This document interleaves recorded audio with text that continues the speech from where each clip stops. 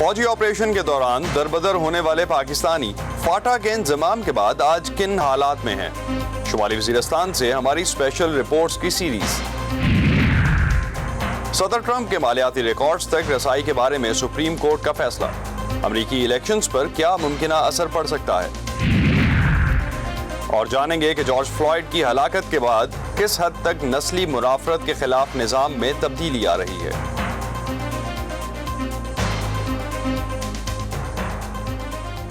Voice of America Washington سے آپ سب کو خوش آمدید۔ آپ دیکھ رہے ہیں پروگرام ویو 360۔ میں ہوں اسد اللہ خالد۔ افغانستان میں امریکہ کی جنگ کو تقریباً 20 سال ہو گئے ہیں۔ اس جنگ نے جہاں افغانستان کو بہت زیادہ متاثر کیا، وہیں افغانستان کے ہمسایہ ممالک کے سرحدی علاقوں میں بھی مختلف مسائل پیدا ہوئے۔ پاکستان کا سرحدی علاقہ وزیرستان بھی اس جنگ سے طویل عرصے تک متاثر رہا۔ یہاں سے شدت پسندوں کے صفائی کے لیے پاکستانی فوج نے ایک بڑا آپریشن بھی کیا۔ لمبے عرصے تک باقی دنیا سے ایک طرح سے کٹا ہوا یہ علاقہ بہت سے پاکستانیوں کے لیے بھی ایک افسانوی حیثیت رکھتا ہے۔ آخر یہ علاقہ ہے کیسا؟ یہاں کے بسنے والوں کے مسائل اور امیدیں کیا ہیں؟ یہ جاننے کے لیے ہمارے ساتھی عمر فاروق نے شمالی وزیرستان کا سفر کیا۔ وائس آف امریکہ اس سلسلے میں رپورٹس کی ایک سیریز شروع کر رہا ہے۔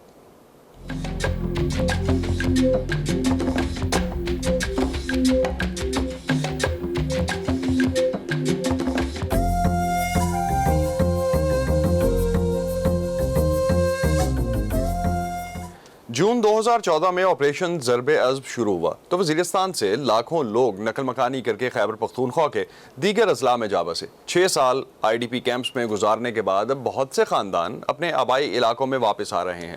آپریشن کے بعد ان کے آبائی علاقوں میں کیا صورتحال ہے اور آبادکاری کا سلسلہ کس طرح سے جاری ہے، اس بارے میں جانتے ہیں میران شاہ سے وائس آف امریکہ کے نمائندے عمر فاروق کی رپورٹ۔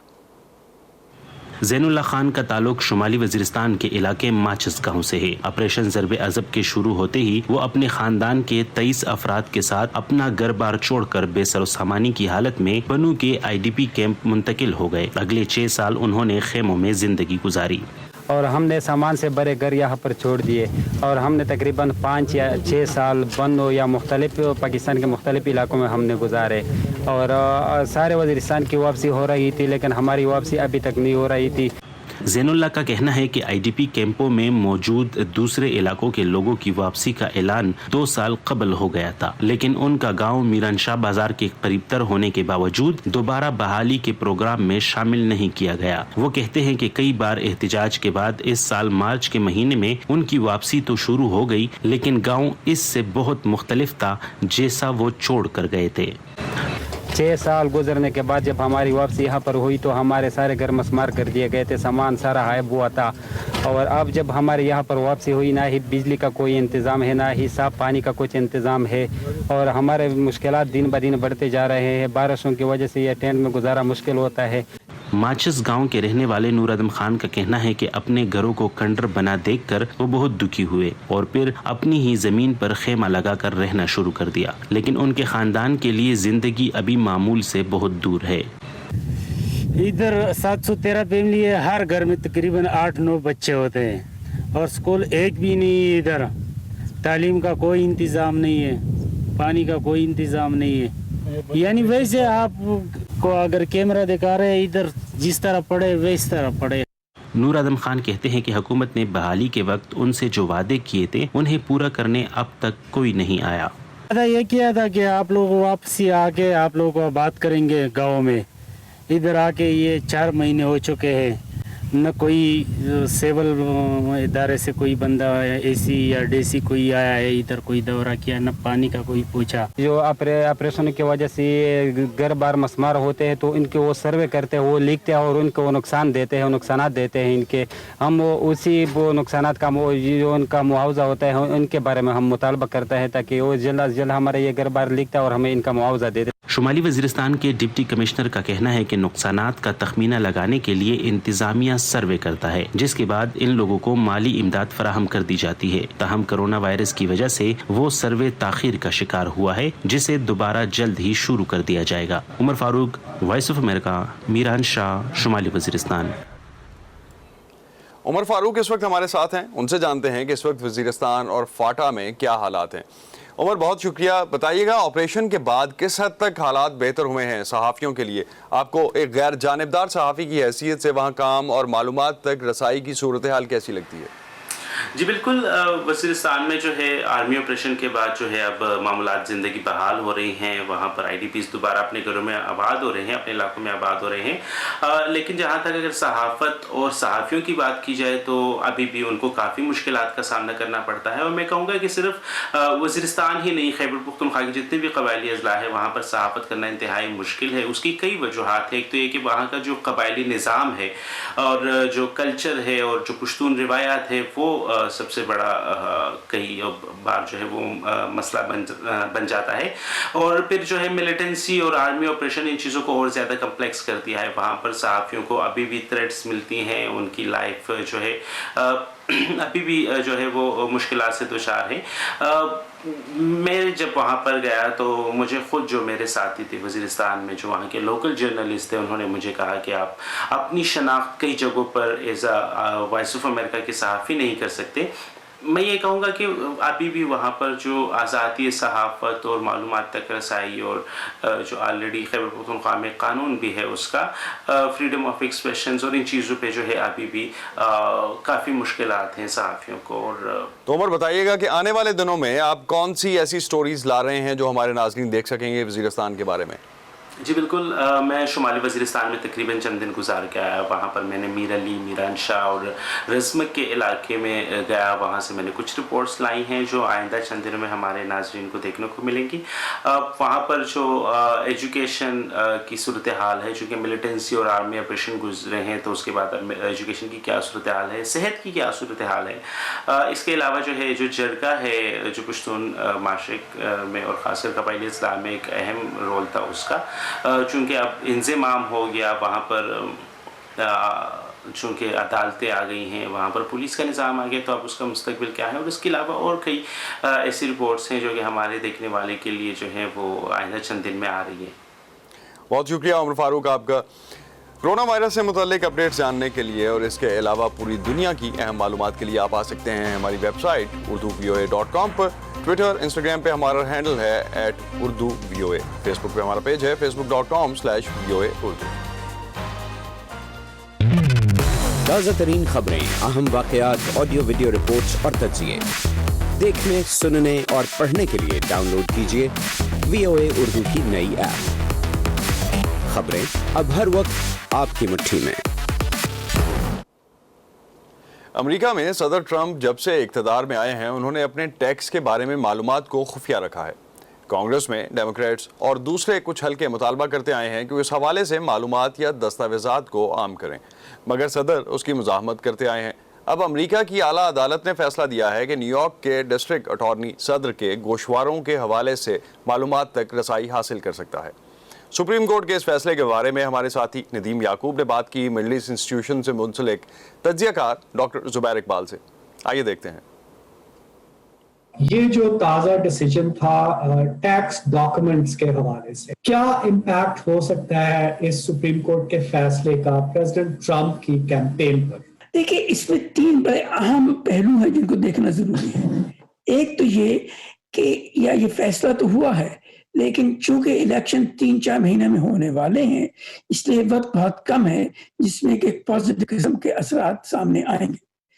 دوسری بات یہ ہے کہ جو صدر ٹرمپ کے سپورٹرز ہیں وہ بڑا فکسڈ ایک کور گروپ ہے، اور اس گروپ میں ان ایشوز کی وجہ سے کوئی فرق نہیں پڑے گا. تیسرا ایشو یہ جو ہے وہ یہ ہے کہ اگر اثر ہوگا تو یہ ان انڈیپینڈنٹس پہ ہوگا جو اس وقت انہوں نے ابھی تک فیصلہ نہیں کیا کہ وہ ڈیموکریٹس کی طرف جائیں گے یا ریپبلکنس کی طرف جائیں گے. ہو سکتا ہے کہ ان پہ اس قسم کا کوئی اثر پڑے، لیکن اس اثر کو پڑھنے کے لیے ضروری یہ ہے کہ جو انفارمیشن جو کورٹ کو دی جائے گی اگر وہ پبلکلی اویلیبل نہیں ہوتی تو پھر کوئی خاص فرق نہیں پڑے گا. اگر وہ پبلکلی انفارمیشن اویلیبل ہو جاتی ہے تو پھر عام پبلک جو فیصلہ کر سکتی ہے کہ وہ کس طرف جائیں گے اور ان کو کس وقت کس حد تک صدر ٹرمپ کی حیثیت پر کانفیڈنس ہے.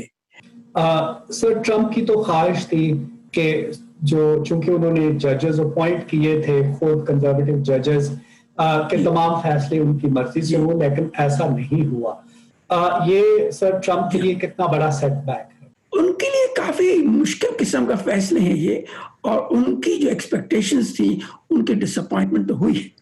لیکن یہ یاد رہے کہ امریکن سسٹم جو ہے اس کی افیکٹونیس اسی پہ ڈیپینڈ کرتی ہے کہ انسٹیٹیوشنز جو ہیں, خاص طور پہ جوڈیشری, لیجسلیچر اینڈ ایگزیکٹو, ایک دوسرے کے مطابق کے خلاف ایک دوسرے کے لیے چیکس اینڈ بیلنسز کا قائم کرتے رہیں. اور اس وقت جو سپریم کورٹ کے ڈیسیژنز ہیں ان سے یہی محسوس ہوتا ہے کہ چیکس اینڈ بیلنسز ابھی قائم ہیں, لیکن ان کو سولیڈیفائی کرنے کے لیے یہ ضروری ہوگا کہ یہ انڈیپینڈنس آگے بھی چلے اور چلتی رہے. اس لیے ضروری ہو جائے گا کہ جو ایگزیکٹو جو ججز کو پرپوز کرتے ہیں وہ کیئرفلی کام لیں تاکہ جو ججز بنائے جائیں وہ انڈیپینڈنٹ ہوں اور چیکس اینڈ بیلنسز کو مینٹین کرنے کے قابل ہوں. یہ جو ڈیسیجنز ہیں ان کو جب ہم دیکھتے ہیں, سر ٹرمپ جو ہے وہ چاہتے ہیں کہ تمام چیزیں ان کی مرضی سے ہوں. ان کی پوری کوشش ہے کہ جو بھی وہ فیصلے کریں, جو بھی قانون سازی کریں وہ ان کی مرضی سے ہو. لیکن سپریم کورٹ کو جب ہم دیکھتے ہیں تو ہمیں پتہ چلتا ہے کہ سپریم کورٹ نے ان کی مرضی کے حساب سے ڈیسیجن نہیں لیے. تو اس سے کیا پتہ چلتا ہے امریکن ڈیموکریسی یا امریکن سسٹم جس طرح سے کام کرتا ہے, اس کے بارے میں ہمیں کیا ایک سینس ملتی ہے؟ جو انسٹیٹیوشنز ہیں وہ کچھ حد تک ڈس فنکشنل تو ہو گئے ہیں, لیکن ابھی بھی ان میں انڈیپینڈنس قائم ہے. تو سپریم کورٹ, پریزیڈنسی اور لیجسلیشن وغیرہ جو ہیں وہ ایک دوسرے کے خلاف چیکس اینڈ بیلنسز کا کام ابھی بھی کر رہے ہیں, جو کہ ایک بہت اہم اور بڑی یوزفل چیز ہے, کیونکہ امریکن ڈیموکریسی جو ہے اس پہ ڈیپینڈ کرتی ہے. تو امید تو یہی ہونی چاہیے کہ اس قسم کی چیکس اینڈ بیلنسز قائم رہیں گے اور آئندہ بھی جو گورنمنٹس ہیں وہ افیکٹولی کام کریں گی under constraints and restraints of other institutions, جو کہ ختم ہوتا چلا جا رہا تھا. طبی ماہرین کے مطابق ماسک پہننے سے کرونا وائرس کی انفیکشن کا خطرہ 65% تک کم ہو سکتا ہے, اور اس وبا کے پھیلاؤ کو روکنے کے لیے ماسک پہننا ایک بہت ہی مؤثر طریقہ ہے. لیکن دیگر ممالک کی طرح امریکہ میں بھی کئی افراد اس عادت کو اپنانے کے لیے سنجیدہ نظر نہیں آتے, خاص طور پر پبلک مقامات اور ٹرانسپورٹ کے استعمال کے لیے. یونیورسٹی آف واشنگٹن کے سائنسی اندازوں کے مطابق اکتوبر تک امریکہ میں کرونا سے تقریباً 1,80,000 اموات کا خدشہ ہے. تاہم 95% امریکیوں کے ضروری جگہوں پر ماسک پہننے کی صورت میں ان میں سے کم از کم 33,000 اموات سے بچا جا سکتا ہے.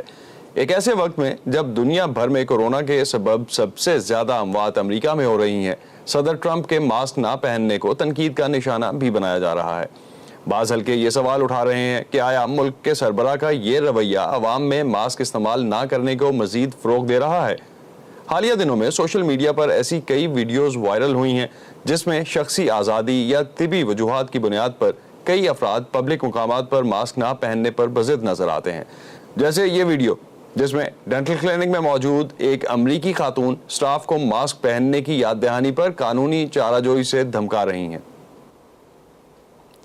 امریکہ میں کئی ریاستوں اور مختلف شہروں میں پبلک مقامات پر ماسک پہننا لازمی قرار دیا گیا ہے, جبکہ خلاف ورزی کرنے والوں پر جرمانہ یا جیل کی سزا بھی دی جا سکتی ہے. ان شہروں میں امریکی ریاست کیلیفورنیا کا مشہور اور پوش شہر ویسٹ ہالی ووڈ بھی شامل ہو گیا ہے. اب شہر میں ماسک کے بغیر گھر سے باہر نکلنے کو غیر قانونی قرار دے دیا گیا ہے, اور اس حکم نامے پر عمل درآمد کو یقینی بنانے کے لیے مقامی پولیس متحرک ہو گئی ہے, جبکہ متعدد بار اس قانون کو توڑنے پر $500 تک جرمانہ بھی عائد کیا جا سکتا ہے. ویسٹ ہالی ووڈ شہر کی عوام میں فی الحال تو پبلک مقامات پر ماسک پہننے کی اہمیت کے بارے میں شعور اجاگر کیا جا رہا ہے. حکم نہ ماننے والوں کا چالان کیا جا سکے گا. اس قانون پر عمل درآمد کے لیے ہمارا عملہ سڑکوں پہ لوگوں سے بات چیت کر رہا ہے. تعلیم دینا اور قائل کرنا دونوں اہم ہے. ریاست کیلیفورنیا کے گورنر کی جانب سے پبلک مقامات پر ماسک پہننے کے حکم کے بعد اس پر عمل درآمد شروع کر دیا گیا ہے. پہلی خلاف ورزی پر 300 جبکہ چوتھی پر $500 سے زیادہ جرمانہ عائد کیا جا سکتا ہے, جس کی نوعیت مجرمانہ نہیں انتظامی ہے. ہم جرمانے صرف انہی لوگوں کو کرنا چاہتے ہیں جو ماسک پہننے سے بالکل انکار کر دیں. کورونا کے زیادہ کیسز کی بنیاد پر حکام مختلف علاقوں کو واچ لسٹ میں شامل کرتے ہیں. کسی بھی کاؤنٹی کو مسلسل 3 دن تک نگرانی کے دوران تفریحی نوعیت کے پبلک مقامات جیسے ریسٹورنٹس, سنیما, چڑیا گھر اور عجائب گھر وغیرہ بند کرنے پڑتے ہیں. دیکھیں, یہ یقیناً اچھا اقدام ہے. ہم سب کو پتا ہونا چاہیے کہ ہمیں ماسک پہننا ہے. लॉक डाउन वॉच लिस्ट में शामिल होने वाले इलाकों में इजाफा हो रहा है, जिसमें जनूबी कैलिफोर्निया की बड़ी काउंटीज भी शामिल हैं। अक्सर अफराद के लिए कोरोना वायरस की अलामात बुखार और खांसी की सूरत में नमूदार होती हैं, जो 3 हफ्ते तक खत्म हो जाती हैं। लेकिन उम्र रसीदा और तिब्बी मसाइल के हामिल अफराद के लिए ये वायरस शदीद बीमारी जैसे नमोनिया या मौत की वजह भी बन सकता है। फायसा बुखारी, वॉइस ऑफ अमेरिका। अमरीकी दारुल-हुकूमत वाशिंगटन डीसी के बाद अब न्यूयॉर्क में भी ब्लैक लाइव मैटर्स नामी तहरीक को खिराज तहसीन पेश करने के लिए एक म्यूरल या बड़े साइज की पेंटिंग बनाई जा रही है। मुकम्मल होने के बाद ये म्यूरल न्यूयॉर्क में तारीखी तौर पर स्याह फाम अमरीकी आबादी का गढ़ समझे जाने वाले हार्लम के इलाके की मशहूर मरकजी शाहरा 125 स्ट्रीट का हिस्सा बनेगा। इसके बाद शहर के 5 बोरोज या इलाकों में नस्ली इम्तियाज़ के खिलाफ इसी किस्म के आर्ट का इजाफा करने की मंसूबाबंदी भी हो रही है। मज़ीद जानेंगे इस रिपोर्ट में। शदीद गर्मी के बावजूद हार्लम स्ट्रीट पर पेंट किए जाने वाले इस म्यूरल पर काम रुका नहीं है। मैं अपने बेटे को दिखाना चाहती थी कि अहम मामलात में कैसे शामिल हुआ जाता है। इस सड़क पर मौजूद तमाम पेंटर्स में 18 महीने का एमरसन सबसे छोटा फनकार है और वो अपनी मां को दीगर एक्टिविस्ट के साथ हार्लम के इलाके की इस तपती सड़क को पेंट करते हुए देख रहा है। ये तमाम लोग नस्ली इंसाफ और ब्लैक लाइव्स मैटर तहरीक को वक्फ की जाने वाली एक बहुत बड़ी पेंटिंग मुकम्मल कर रहे हैं।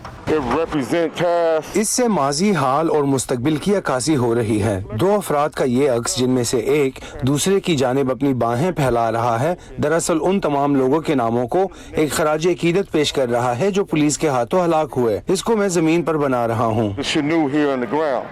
ब्लैक लाइव्स मैटर से मुतल्लिक इस किस्म के बड़े फन पारे न्यूयॉर्क शहर के 5 अजला में बनाए जाएंगे। इमदादी कारकुनों और शहरी हुकूक की तंजीमों ने इस सिलसिले में पेंट्स और ब्रशेस का इंतजाम किया है और आर्टिस्ट्स अपना काम कर रहे हैं। कम्युनिटी की आज़ादी के लिए लड़ने का ये सबसे अहम वक्त है और आर्टिस्ट होने का भी मजा आ रहा है। हार्लम तारीख और हाल के आर्टिस्ट से भरा पड़ा है। इस किस्म की बड़ी पेंटिंग्स पुलिस की तहवील में हलाक होने वाले जॉर्ज फ्लॉयड की मौत के बाद शुरू होने वाले मुजाहिरों के नतीजे में मंजरे आम पर आई हैं। ये मुजाहिरे अमेरिका भर और दुनिया के कई ममालिक में हुए थे। इसी दौरान हार्लम की सड़कों पर मुजाहिरों की एक नई लहर पेंट की सूरत में उमड़ आई है।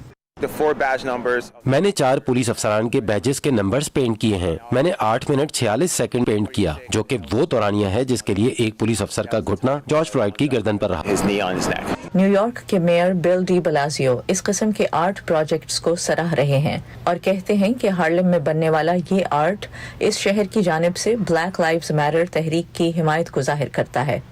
जुलाई के वस्त में न्यूयॉर्क में कायम ट्रंप टावर के बाहर मैनहट्टन के दिल में एक और ऐसी ही बड़ी पेंटिंग की तैयारी हो रही है, लेकिन हर शख्स इस ख्याल से रजामंद नहीं है।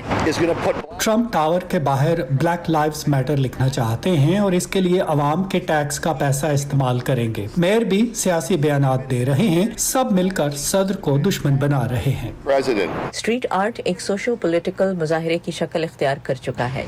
सड़कों को कैनवस में तब्दील किया जा रहा है और न्यूयॉर्क के आर्टिस्ट्स को यकीन है कि शहर की सड़कें जल्द एक नया रंग दिखाएंगी। नीना वैष्णवा के साथ नुखबत Malik, voice of America. Pakistan में कोरोना के मरीजों की प्लाज्मा थेरेपी शुरू होने के बाद प्लाज्मा की नाजायज खरीदो फरोख्त की शिकायत सामने आ रही हैं। इसी सूरत हाल के पेश नज़र लाहौर के कुछ नौजवानों ने एक वेबसाइट भी बनाई है। प्लाज्मा की फरोख्त का मामला है क्या और ये वेबसाइट उसे रोकने में कैसे मददगार साबित हो सकती है, आइए जानते हैं। आपको थोड़ी सी सुई चुभेगी। मास्क की किल्लत, सैनिटाइजर और दवाओं के बहरान के बाद अब पाकिस्तान में प्लाज्मा की खरीदो फरोख्त का नाजायज कारोबार शुरू हो गया है। प्लाज्मा खून का एक जुज़ होता है जिसमें बीमारियों से लड़ने वाली एंटीबॉडीज मौजूद होती हैं। जो एक बहुत बड़ी प्रॉब्लम आ रही है वो डोनर्स की अवेलेबिलिटी ऑफ डोनर्स की है। अनफॉर्चुनेटली मीडिया में और मुख्तलिफ ज़राए से ये पता लगा और कुछ लोगों ने भी कॉल करके कंप्लेन की कि ये प्लाज्मा की फरोख्त का भी काम शुरू हुआ है। अगर ये इस तरह से ये एक प्राइवेट एंटरप्राइज इसने जन्म ले लिया इसकी खातिर, तो देखिए इसमें बहुत सारे खतरात भी हैं, न सिर्फ मरीज के लिए बल्कि डोनर के लिए भी। पाकिस्तान में कोरोना से सेहतयाब होने वाले मरीजों के प्लाज्मा के जरिए कोविड-19 के दीगर मरीजों का इलाज किया जा रहा है। प्लाज्मा की दस्तयाबी यकीनी बनाने के लिए लाहौर के कुछ नौजवानों ने एक वेबसाइट बनाई है जहां प्लाज्मा अतिया करने वालों को जरूरतमंद मरीजों से मिलाया जाता है। इस साइट का मेन मकसद हमारा कोविड रिकवर्ड पेशेंट्स का जो प्लाज्मा है वो उनके रेसिपिएंट्स तक पहुंचाने का जो गैप है उसे ब्रिज करना मेन मकसद है, ताकि उनके दरमियान में आए हुए तमाम कम्युनिकेशन गैप्स और प्रॉब्लम्स को हम ओवरकम कर सकें। 85,000 जब कोरोना के पेशेंट्स हो गए थे, सारे यही ढूंढ रहे थे कि उनको प्लाज्मा डोनर मिल जाए और उनको कोई ऐसा प्लेटफॉर्म नहीं मिल रहा था। तो हमने विद इन 2 to 3 डेज हमने ये इम्प्लीमेंट कर लिया था, और क्योंकि हमारी कंप्यूटर साइंस से बैकग्राउंड है तो इसलिए हमें ज्यादा इश्यू नहीं हुआ इसके ऊपर। कोरोना वायरस से मुतासरा मरीजों की तादाद में होने वाले इजाफे की वजह से प्लाज्मा की तलब बढ़ गई है और इसकी नाजायज खरीदो फरोख्त का सिलसिला भी शुरू हो गया है। हमने अपनी वेबसाइट पे एक पट्टी चलाई हुई है जिसपे हमने मेंशन किया हुआ है कि हमारे प्लेटफॉर्म के जरिए हम किसी भी चीज अलाउ नहीं करते किसी को कि वो सेल या परचेज करे प्लाज्मा की। और हमने ये भी मेंशन किया हुआ है कि अगर आपसे कोई प्लाज्मा करता है सेल वगैरह, आप हमें बताएं तो हम उसका अकाउंट वहां से बैन कर देंगे अपनी वेबसाइट से। डोनर्स जो हैं वो पैसे तो डिमांड कर रहे हैं, लेकिन आगे अनफॉर्चुनेटली जब पता करते हैं कि भाई उनको कहें कि प्लीज किसी की मदद हो जाएगी, जान बच जाएगी, उनके लिए आप ये एक हथिया दे दें, तो उनकी तरफ से भी फिर जवाब आता है कि जी देखिए हमारे घर में बिजली कटी हुई है, बच्चों के लिए खाने के पैसे नहीं। तो मेरी गुजारिश ये होगी गवर्नमेंट से कि एक कोई मैकेनिज्म अगर डिवाइस कर दिया जाए कि अगर हम जो हैं डोनर्स उनकी भी कोई एक मुनासिब फाइनेंशियल हेल्प कर दें, उनका भी भला हो जाएगा और उनसे जो प्लाज्मा मिलेगा उनसे हम जो है कोरोना के पेशेंट्स को एक बहुत बड़ी रिलीफ दे सकते हैं। तिब्बी माहिरीन का मानना है कि प्लाज्मा हासिल करने से मुतालिक बाकायदा ज़ाब्ता-कार बनाकर इसकी नाजायज खरीदो फरोख्त को रोका जा सकता है। Naveed Naseem, voice of America, Lahore. पुराने या नए कपड़े अगर फट जाएं तो कुछ लोग तो अफसोस करते हुए उन्हें फेंक देते हैं, लेकिन कुछ लोग रफूगर को तलाश करने निकल पड़ते हैं। लेकिन अब तो रफूगर भी नायाब होते जा रहे हैं। मिलिए लाहौर से करामत अली से, जो तकरीबन 40 बरस से रफूगरी कर रहे हैं, लेकिन उनके बकौल अब बेशतर लोगों को इस काम की कदर नहीं है।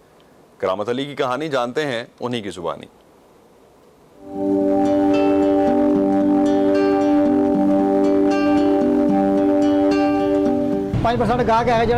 ऐसे ग्राहक जो मेरे काम को जानते हैं और पैसे खर्च करने को तैयार हैं, उनकी तादाद सिर्फ 5% है। बाकी 95% कहते हैं कि इतने पैसे किस चीज के ले रहे हो।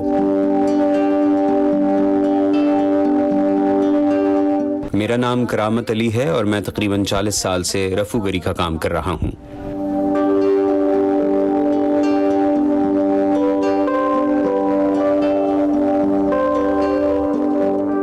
लोग रफू उस कपड़े को करवाते हैं जो नया और कीमती होता है, लेकिन किसी वजह से फट जाता है तो लोग सोचते हैं कि 100 या 50 रुपए खर्च करके इसे रफू करवाकर काबिल इस्तेमाल बना लेते हैं।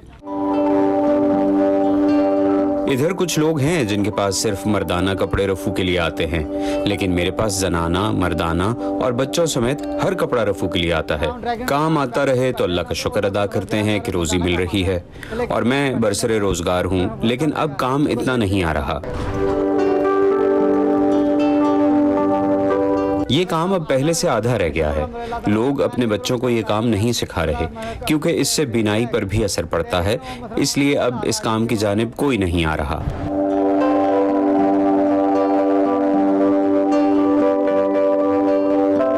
मैंने अपने 2 बच्चों को ये काम सिखाया तो है, लेकिन वो करते नहीं हैं। कहते हैं अब्बू जी आप जब तक कर सकते हैं करते रहें, हम नहीं करेंगे। ये था आज का व्यू 360। अब तक के लिए इतना ही। असदुल्लाह खालिद को इजाजत दीजिए। खुदा हाफिज।